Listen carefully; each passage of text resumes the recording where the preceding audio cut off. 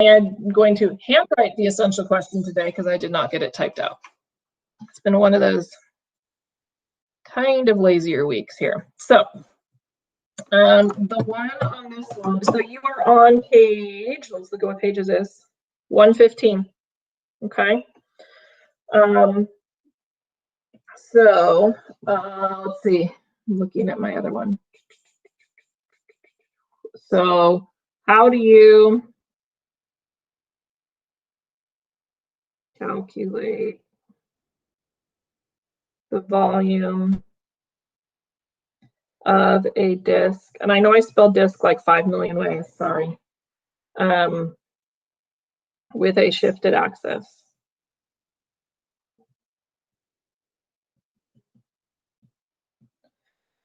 And then I can calculate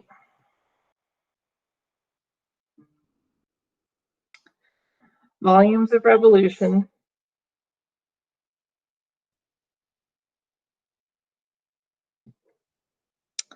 using definite integrals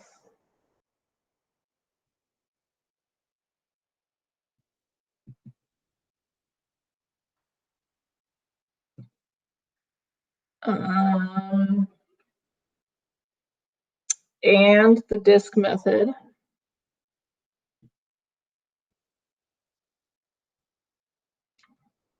And a shifted axis of revolution.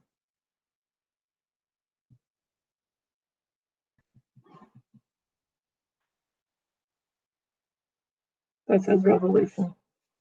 Okay, so that's our goal for the day, is to understand, or at least for this example.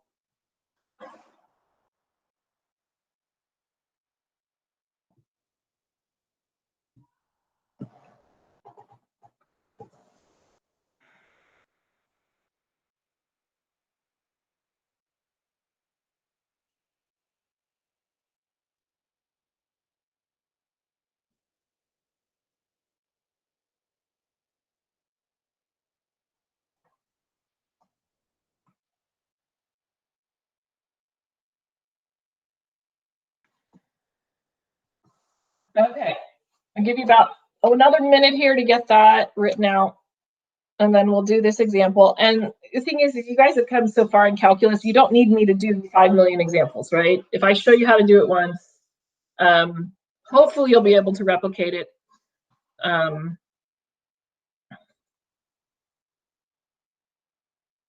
Because all I'm going to do is basically the same thing again. If we do another one, it's just repetitive. So the thing about volume is recognizing what you have to do when, okay?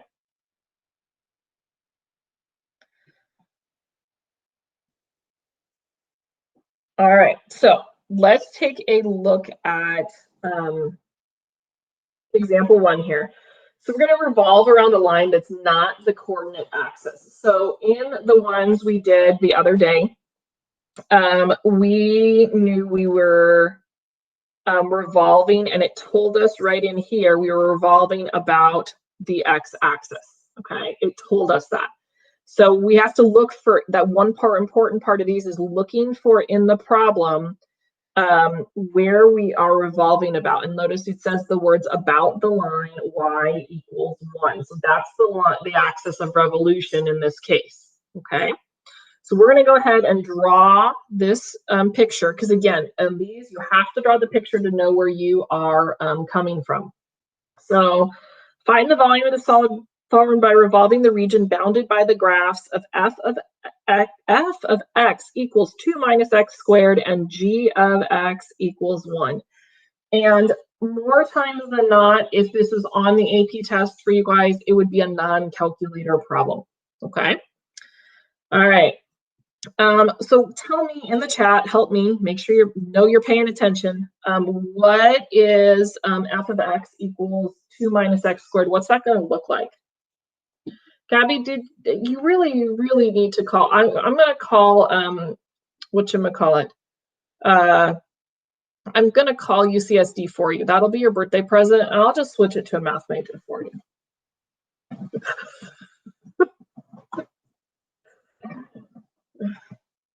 All right, it is in fact an upside down parabola. It is going to be shifted up to, okay? It's gonna, I'm not sure exactly how it's gonna cross. I guess I could put it into, I could put a value in there to see exactly where it's gonna cross. I really am not super worried about that because eventually it'll probably pop out and I can always adjust my sketch if I need to, okay? Then we have to graph the line g of x equals 1. What kind of a line is that? Tell me in the chat. What kind of a line is g of x equals 1?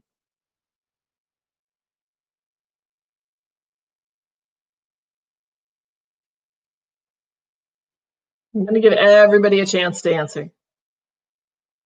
Natalie, did you just want to hear me say that all lines are straight? All lines are straight. See? Gabby, really?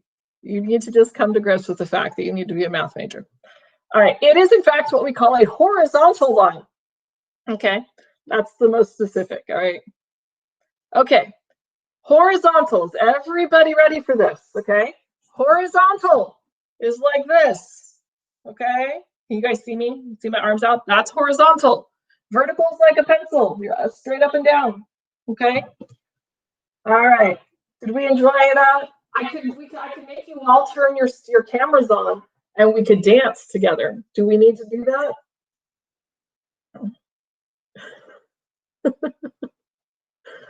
I can get it. I'll pull Andy out of class. He'll come in. He'll come in and dance for us. Maybe I'll have him work on that over the weekend because he needs things to do. I'll have him work on horizontal and vertical dance. Okay, it is a horizontal line right here. Okay, meaning that this in here is the area that we are revolving. Okay, and he doesn't play Minecraft anymore. We got to switch for Christmas, so he switched to Mario Kart. So, oops, that's not the right color. We're revolving around that. Okay. We lost the Minecraft disc for the Xbox 360, so they haven't played Minecraft in a while. So heaven only knows. It's probably underneath the TV thing. All right. So what we're actually revolving here is they talk about that representative rectangle, and that's just knowing that we are perpendicular to that axis. So we're just, and you don't have to draw that. That was kind of the instructions that came with these notes. But if it helps you know how you're revolving it, you can draw it. And notice that representative rectangle, it's touching the axis of revolution. So what that means is that we are, that it's a disk, okay? Right, so we're touching the axis of revolution, we have a disk. All right, so help me out in the chat again. I'm doing volume of a revolution. What do I have to write first?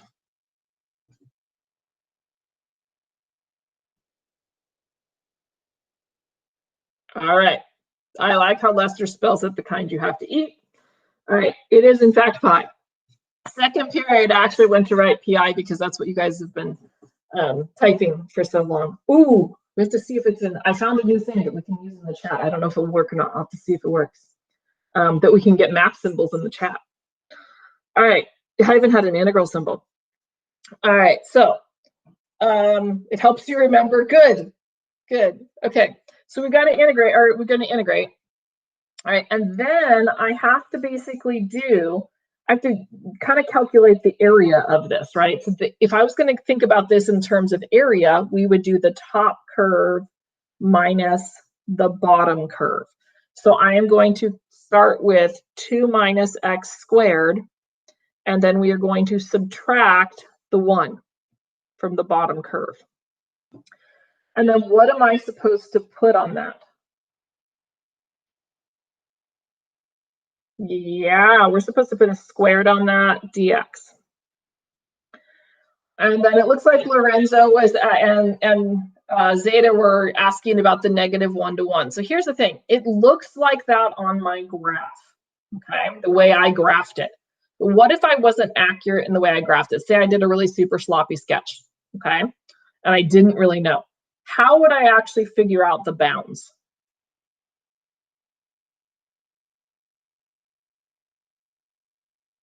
Yep, we're going to set them equal. So I'm just going to do that in the left column. You guys can put it wherever you want, but I want to make sure we can see it all on the same screen here. So I'm going to put that equal to 1. Okay. And then I'm going to move the 2 to the other side. So that's going to be -1. And then I'm going to make that double negative positive. I'm going to take the square root. So that's a plus minus. So x equals plus or minus 1. So we definitely have confirmed that our bounds are -1 to 1. And I did a fairly decent job of graphing it this time. Gabby, go ahead.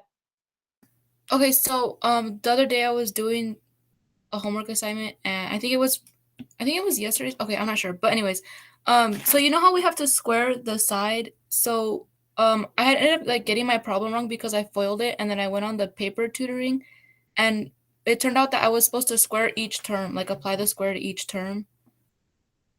So yeah, I don't know how that works. You should have been foiling.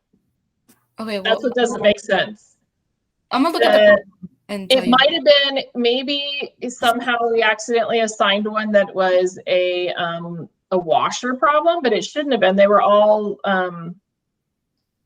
whatchamacallit.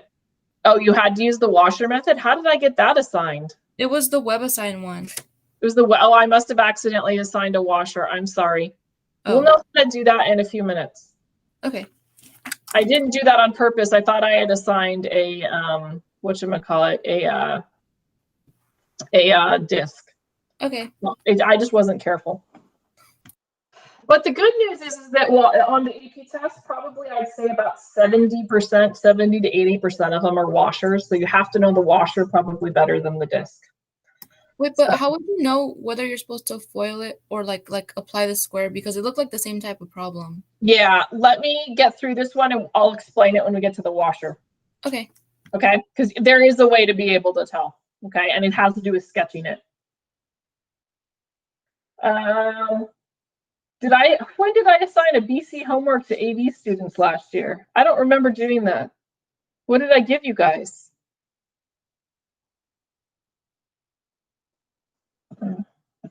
Wasn't series, was it?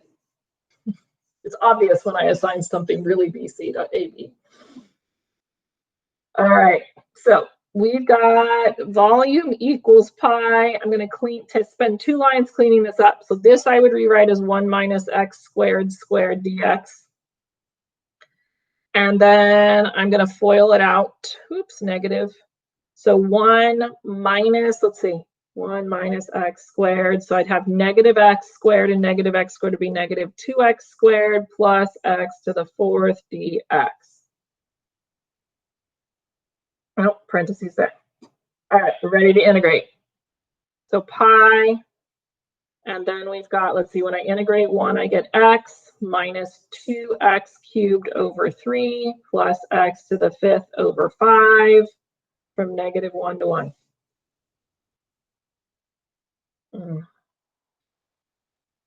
Okay, so we've got pi. I'm gonna plug in my 1. So 1 minus 2/3 plus 1/5 minus parentheses always, -1.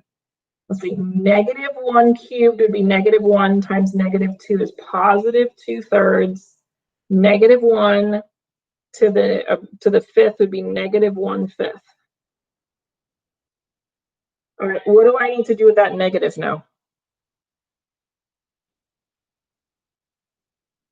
Everybody, I should hear from everybody. What do I need to do with the negative?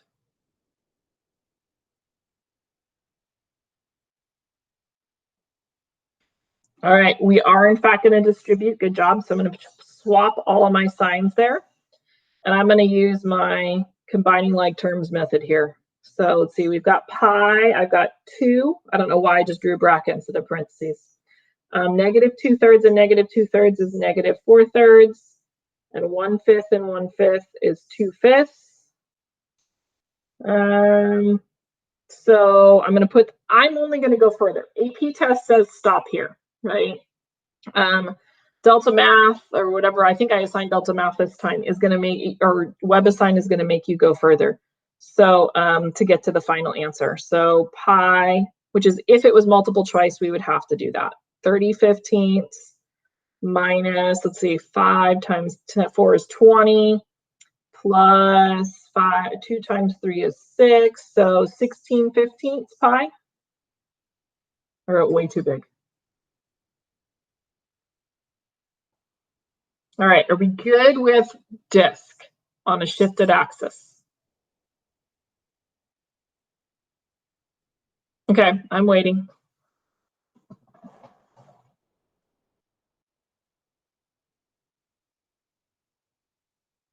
The last one was 6/5.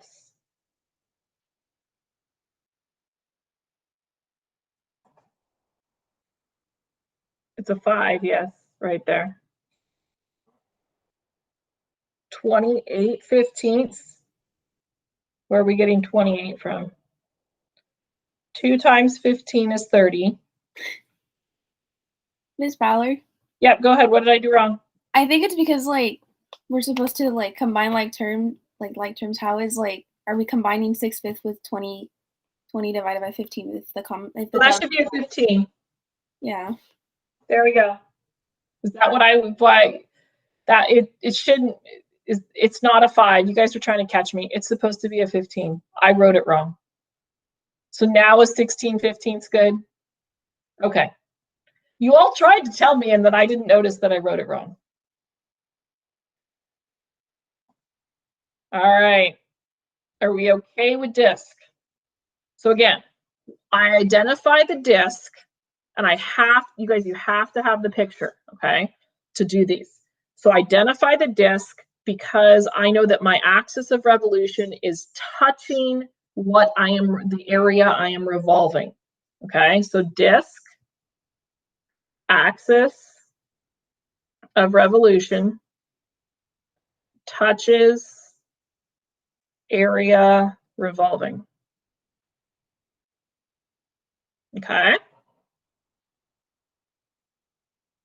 So you might want to write that down. Normally, I don't write what I say, do I? That must be really important if I wrote it. Okay, and said it.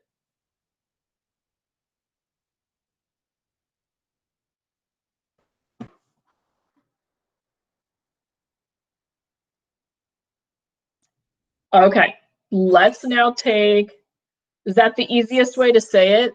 I don't know. That's the Mrs. Ballard way to say it. Do you want me to get you a link to another teacher? Your brain doesn't comprehend.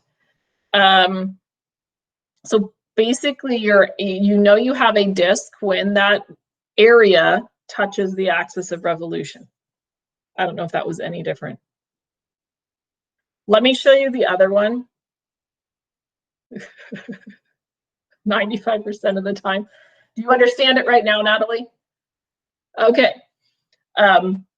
So let me show you the other one, and maybe it'll click. Okay. So if it is not clicking yet, let me show you the difference.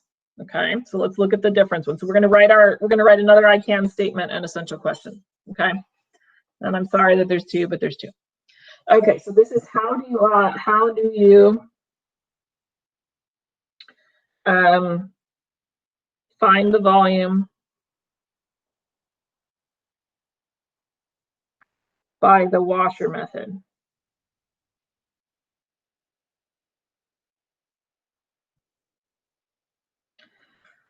And it is, I can calculate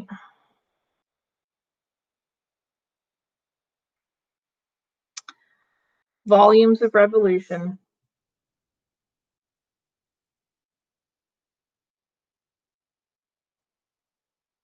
using definite integrals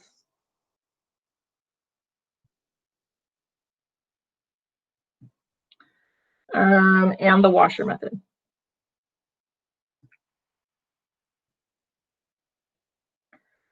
So what I'm going to show you here is similar to the first day we did disks. Okay, we're not going to shift the axis today.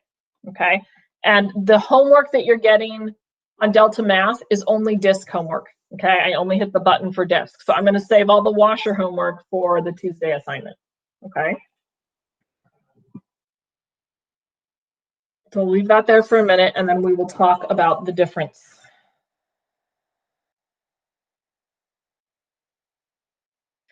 Natalie, you got to start understanding the non-Ballard way next year. If you haven't found Patrick JMT. Ooh. He's pretty good. And he does higher level math stuff. If you find it, that's how I relearned BC, as I watched a lot of his stuff. There's way more out there for next year. Well, that's why you have the notebooks, right? You still have access to YouTube. The Delta Math one right now is all disc, okay? I'm going to give you one that's washer next week. Okay. And next year you won't have access to the Delta Math videos, so because you won't be in my class anymore. WebAssign. The one on WebAssign, I don't remember. It sounds like I accidentally did a washer one in there, and I'm sorry. I thought I grabbed all discs. I wasn't careful. Okay, so here's the big difference. Okay, I'm gonna trace over it in black. So do you see how there's my? We're gonna call that the axis of revolution. Okay, I'm not worried about the y's yet. Let's worry about the x's. I'd say the majority of the time, it's going to be perpendicular to the x-axis. Okay. Do you see how my function is here and here, and the area is there? Do you see how there is a giant gap in here? Do you see the gap? So it's your area that you're revolving is not touching your axis of revolution. That's how you know you have a washer. Basically, what's happening is you have an outer function and an inner function. Okay, and you have to, and so when you integrate those and you square them separately. So do you see how the radius is a little bit separate? When I would revolve this around, it would make a shape that has a hole in it, like a washer. That's why they call, or a donut. Okay, for those of us who need the food analogy, you know, the little metal piece. Okay, and that you put like next to a screw. That's what they're talking about when they mean washer. Okay, so this is the washer method. That's why they call it that way. All right, Gabby, is the picture helping a little bit to see the difference? Okay, good. All right. I think it doesn't really click until you see the difference between the two. Okay. All right. So the only way our formula has changed is that we're going to take the blue one and we're going to square the radius length, right? And then we're going to take the pink one and we're going to square it separately. Ooh, I erased. Okay. And then we're going to put but it's still the pi out front. Okay. So you don't foil it first, okay? And I'm sorry again that I accidentally assigned probably the wrong thing. I apparently did not look very carefully. So let's talk about this one. It looks like we have, now notice, look at your graph. Look at the scale on the graph that we were given, okay? It is scaled in halves. Actually, it's kind of scaled in quarters if we count the boxes, right? So the ones are way out here, okay? I know you guys can't see that. The ones are way out here, okay? So I have to do the square root of x. I'm going to actually do that one in blue to be consistent with what I've done before. All right, so then I know that the square root of x makes this shape, right? We know it looks like that because we hopefully know our parent graphs a little bit. But I need to know where kind of things are crossing. So I'm going to choose to put a 1 in there just to check it out to make sure I get it plotted in the right spot. So I know it's got to be out at 1. And I know it's definitely starting at 0. But I know it's going to be concave down.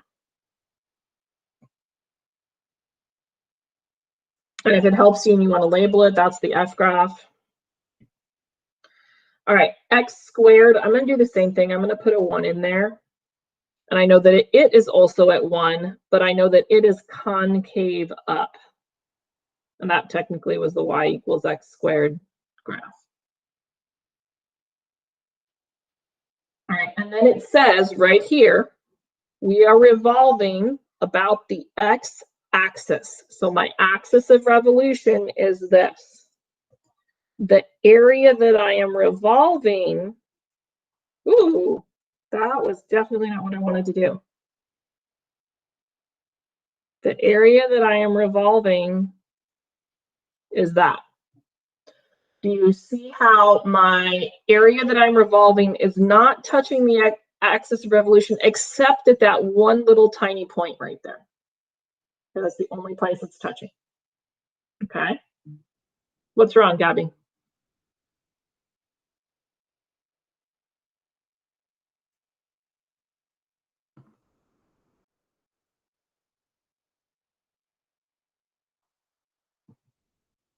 Nothing. Okay. We were just growing about whatever was there. Why did I plug in 1? Okay, so I plugged in 1 because I wanted to be specific about where I was plotting that graph. Okay, because it wasn't, because of the scale on the graph.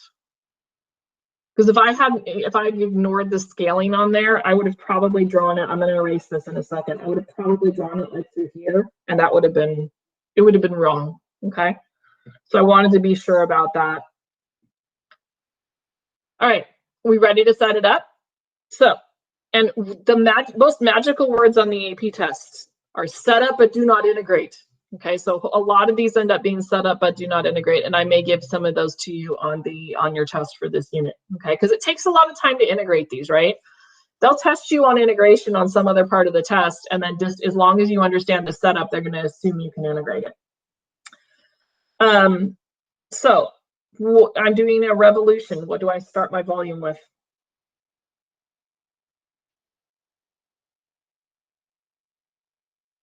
Let's see who's still here.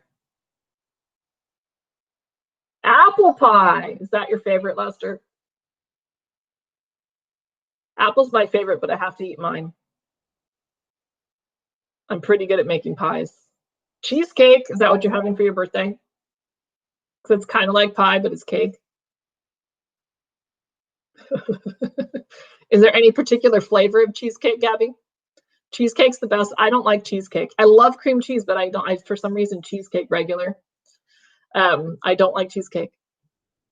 So, all right, here we go. Volume. So when we have our Pi Day celebration, whenever it is we come back, even if we have to meet in the parking lot, we're bringing cheesecake for Gabby and Natalie.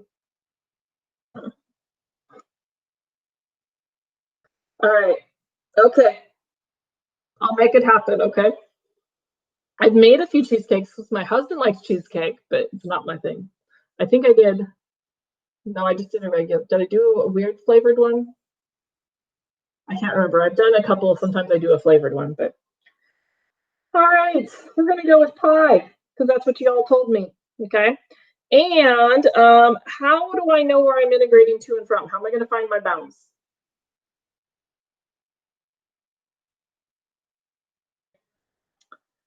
Okay, we're going to set them equal, right? We're going to try to find these points. So I'm going to set square root of x equal to x squared. Now, technically, I could probably read these off the graph. But to be official and make sure I've got it the right way, the safest way to do this is to set those equations equal to each other. I am going to square both sides, okay, to get rid of this square root. So that means I've got x equals x to the 4th.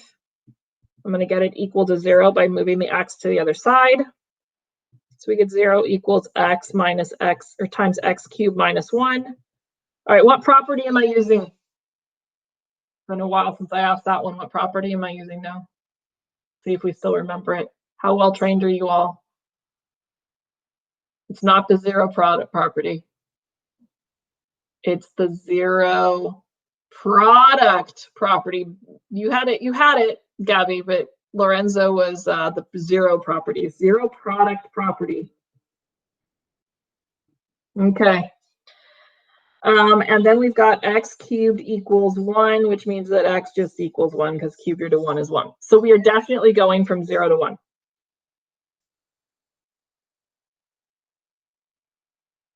You meant zero property and you wrote zero product? I meant zero product property. Oh, okay. Got it.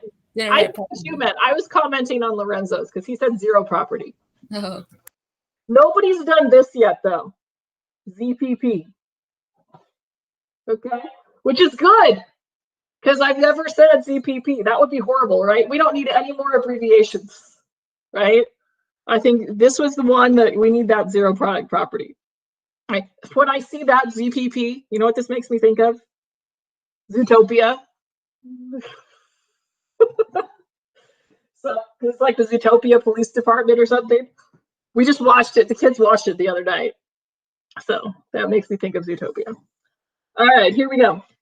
Because the kids, my husband was quarantining upstairs. The kids were on air mattresses and I was on the sofa downstairs. And so every night it was like camping out. So we'd watch it. We'd make it movie night every night. So they watched a lot of movies.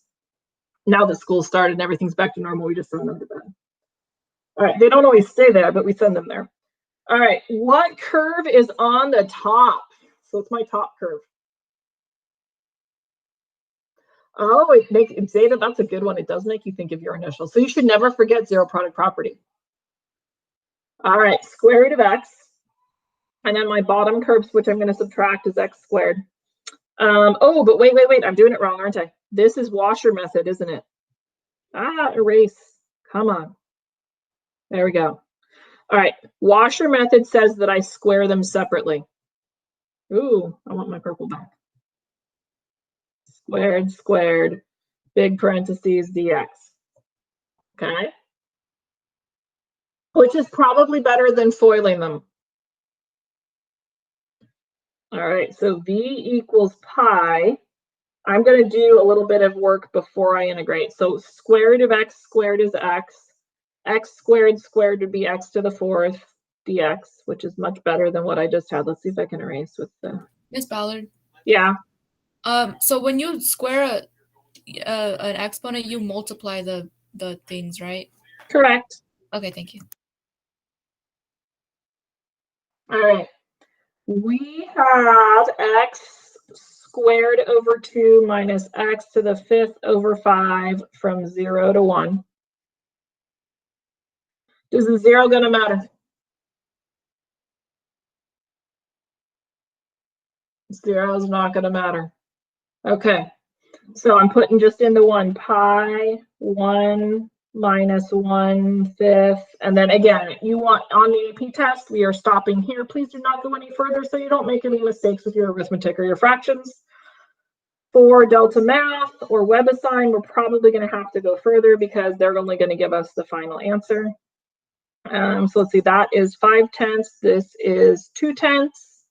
So we've got 3/10 pi. Yes, Natalie, I see your hand raised now. I only watch one corner of my screen. You see my eyes go one way? It's because I'm watching the chat and the hand raised thing's on the other side. Go ahead, Natalie. For the AP, on our AP exam, even like when we know that the 0 is just gonna cancel, do the AP do we still have to write? No. Okay. They're going to look for you to substitute in, and it's as long as it is as long as the numbers are correct, right? The arithmetic is correct, then you're fine. You don't need to substitute in the 0. They're not looking for it because whether the 0 was there or not, your answer would be equivalent to the correct answer. Okay. Yes, you need to leave it in pi. Okay, do not do 3.14, do not do decimal, it should be in pi, okay? Because like I said, these are most likely non-calculator problems, okay? All right, we are like, right, go ahead, Gabby. You're also polite. In class, you just scream at me. For the model assignment thingy-majigger, we only have to do 1, right? You have to do 1, 2 is extra credit. Okay. Okay. So we're making sure our triad 1 grade, our triad 4 grades are great, right? Because I know what happens triad 6 through senior year. You all haven't experienced that yet, but I've experienced that a lot. So, okay. All right. Let's see what Andy has for the joke of the day. Does that sound good? I do like my chair. You gonna wave at my class?